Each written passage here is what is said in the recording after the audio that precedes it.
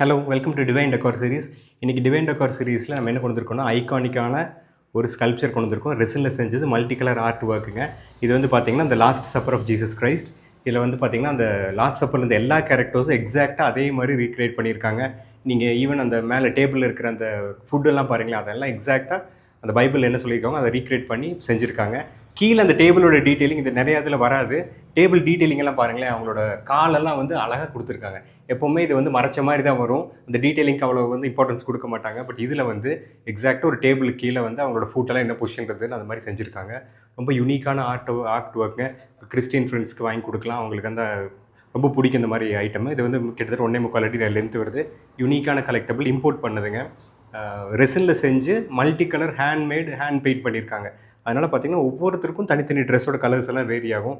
Jesus என்ன dress போட்டிருந்தோ அதே மாதிரி என்னென்ன மாதிரி ஸ்டாண்ட்ஸில் உட்காந்துருந்தாங்களோ அதை அப்படியே ரீக்ரியேட் பண்ணியிருக்காங்க எக்ஸாக்டாக. அந்த டேபிள் வந்து மார்பிள் ஃபினிஷில் பண்ணியிருக்காங்க. யாருக்காவது வேணால் டிஎம் பண்ணுங்கள், வாட்ஸ்அப் பண்ணுங்கள், சேஃபாக பேக் பண்ணி அனுப்பிவிட்றோம். தேங்க்யூ.